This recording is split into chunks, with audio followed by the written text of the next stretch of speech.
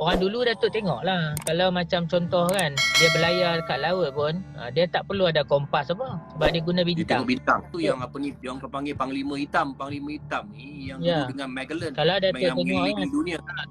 kalau Datuk tengok sejarah bangsa Melayu kan, bangsa Melayu ni adalah bangsa yang sangat hebat tau. Daripada segi buat kerisnya, bangsa Melayu memang hebat, memang dahsyat lah, boleh kuasai dunia lah orang kata.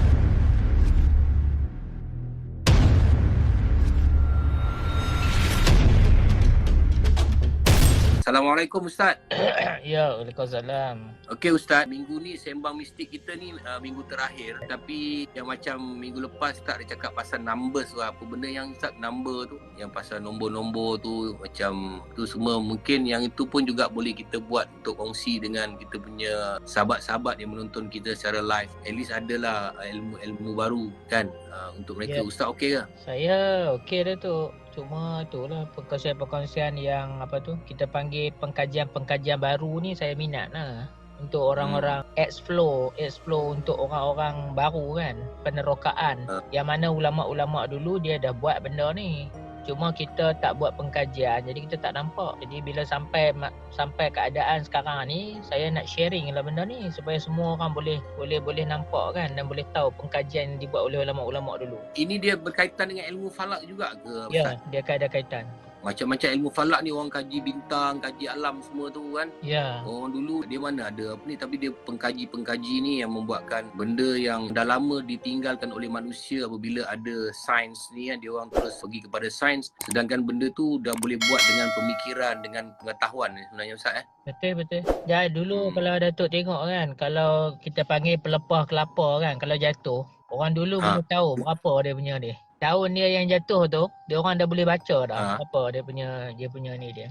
Dia punya apa Ustaz? Tak, dia punya daun yang jatuh tu, dia helaian dia boleh tahu dah, jatuh berapa. Dan pohon kelapa tu kan, kita panggil daun kelapa tu bila jatuh, orang dulu dia ada ilmu pelepah dia tu. Dia boleh tahu dia punya lidi dia tu berapa yang jatuh. Ilmu falak dia tinggi. Ya, ilmu falak dia tinggi. Orang dulu Datuk tengok lah, kalau macam contoh kan, dia berlayar dekat laut pun, dia tak perlu ada kompas apa, sebab dia guna bintang. Dia tengok bintang. Tu yang apa ni, dia orang panggil Panglima Hitam. Panglima Hitam ni yang dulu dengan Magellan kalau Datuk yang tengok mengelilingi dunia.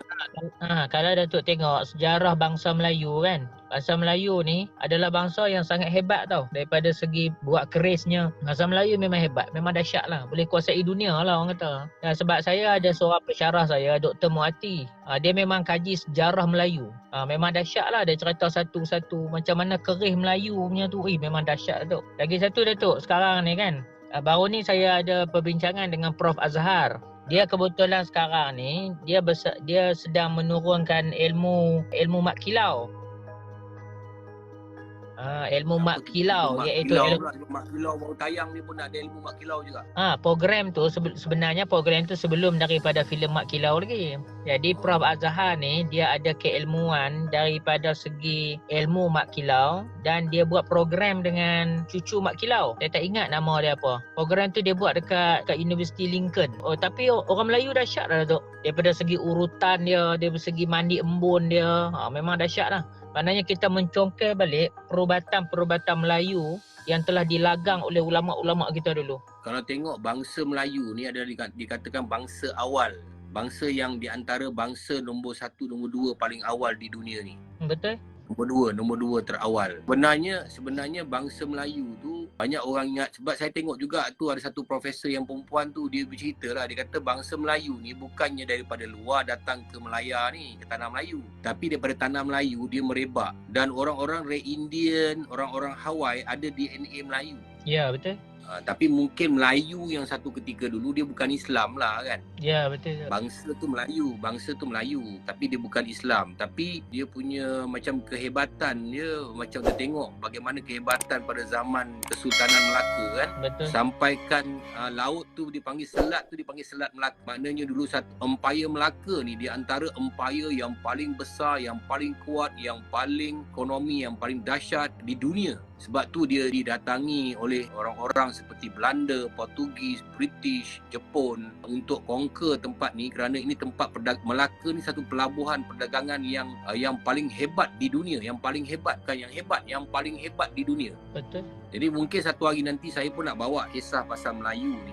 bangsa tu sendiri, sejarah-sejarah silam yang banyak. Saya sendiri yang kira dah umur 55 ni pun banyak yang tak tahu, apatah lagi budak-budak muda. Mungkin juga saya akan ungkapkan dalam saya punya live. Kena cari siapakah orang yang sepatutnya berada dengan saya untuk mengungkap siapa bangsa Melayu itu sendiri. Baik Ustaz, okey, seperti yang kita janjikan Ustaz minggu lepas, Ustaz nak sanadkan Yasin 40.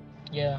Diorang kita harap-harap diorang semua bila dah baca yang 3 kali tu hari diorang sambung lah. Diorang sambung dan baca habislah 83 ayat. Dan malam ni juga harap-harap diorang dah siapkan botol dengan air 5 liter, botol 4 botol hitam lah ya. Mungkin Ustaz kita boleh mula Ustaz, silakan Ustaz. Okey Datuk. Okey, untuk malam ni maknanya sekejap lagi kita baca saja balik Yasin tu 3 kali macam yang kita baca pada malam tu. Lepas tu surah Yasin tu kita nak baca 10 ayat Datuk nah. 10 ayat boleh? 10 ayat aja, kita ambil 10 ayat aja. Lepas tu yang paling penting malam ni Datuk, saya nak ajak bila proses tu kita dah buat semua, bagaimana tata cara untuk kita nak renjis ataupun nak spray. Dia ada cara dia, nak buka tingkat, nak buka pintu, nak spray dekat mana. Supaya kaedah kita buat ni, at least orang boleh tahu kaedah tu DIY lah, A to Z. Nanti kalau dia orang buat pun, kita tak ajak cara nak spray tu nak buat apa. Jadi saya akan ajak nak buat apa dulu, nak kena azan ke, nak kena apa kan. Lepas tu berapa tempoh lama bila kita spray tu nak kena tutup pintu. Sebab ada kes tu bila kita buat, ada satu kes saya buat dekat Bukit Jelutong tu.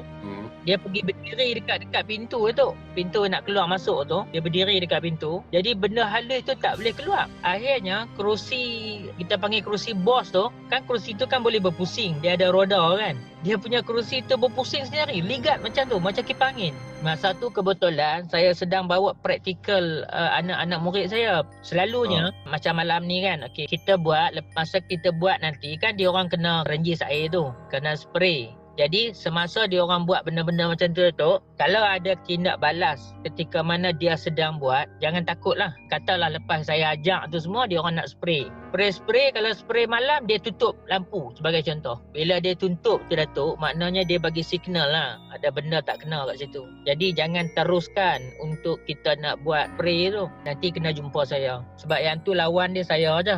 Bukan tuan-tuan dan perempuan. Tapi kalau katakan orang tu kat Johor nak jumpa Ustaz, macam mana Ustaz? Yang tu dia kena usaha lah Datuk. Pasal kalau dia dah sampai tahap dia dah sakit Datuk, orang akan cari. Datuk tahu tak, saya buka hari ni dekat Pendang kan, orang daripada KL pun turun.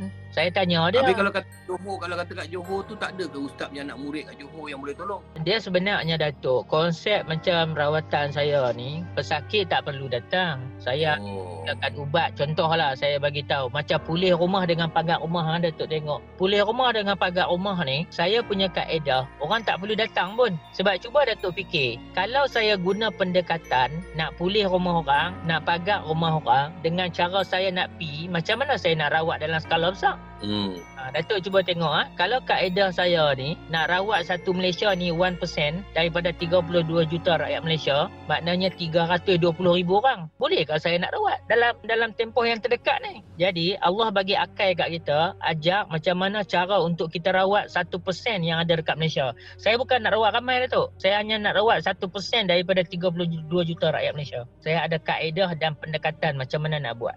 Jadi sebab tu saya cerita dulu. Macam saya bagi tahu kat Datuk dululah. Kan kita buat scanning. Baca Bismillah 21, minum untuk kesan gangguan dalam badan ada ataupun tidak. Okey, ada pendekatan orang dia tak mau guna kaedah tu Datuk. Pasal dengan kaedah macam tu dia sakit. Ada yang cirit-birit, ada yang berpeluh, dia tak mau. Jadi kalau dia tak mau kaedah macam tu, dia scan dengan cara yang mudah lah. Jumpa saya dekat pusat rawatan. Tambah sekarang ni lagi mudah Datuk. Saya boleh scan melalui online. Maknanya saya akan sediakan satu borang scan saya. Diorang kena isi, lepas tu bagi nama, lepas tu cerita masalah ringkas. Saya ada kepakaran untuk tentukan gangguan yang ada dalam tubuh badan dia itu melalui saka ke melalui sihir. Lepas tu kalau diorang nak rawat Datuk, tak perlu teruk-teruk. Saya sediakan ubat-ubatan, saya post. Itu konsep. Ada orang kata pada saya, boleh lega ke? Saya tanya dekat diorang. Mungkin diorang tak kenal saya lagi Datuk. Kalau diorang datang batu dia orang boleh tahu lah.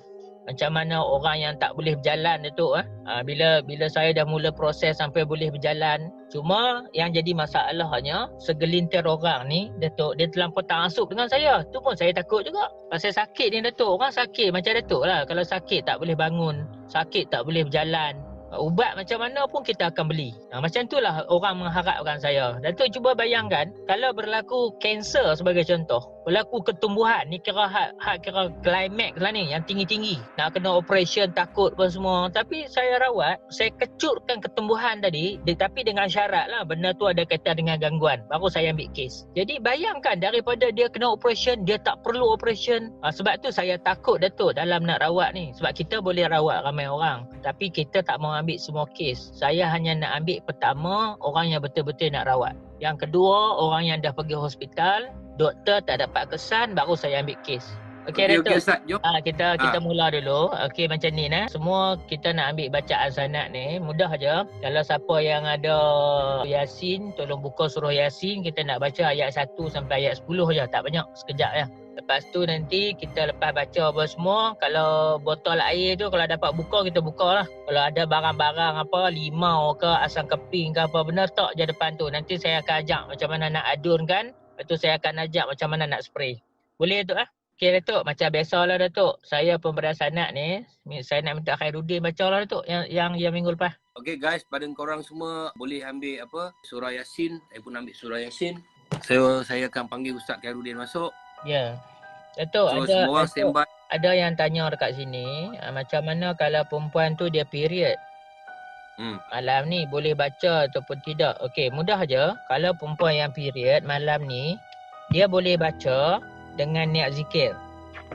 Dan dia baca jangan niat ayat Al-Quran dia niat zikir. Oh, niat zikir Niat zikir. Jadi mudah saja, bila Khairuddin baca, ikut saja bacaan Khairuddin. Cuma kita niat bukan ayat Al-Quran, niat zikir. Okey, insya-Allah. Boleh. Ni ada yang tanya dekat sini, limau tu nak buat macam mana? Okey, proses dia sekejap lagi saya ajak.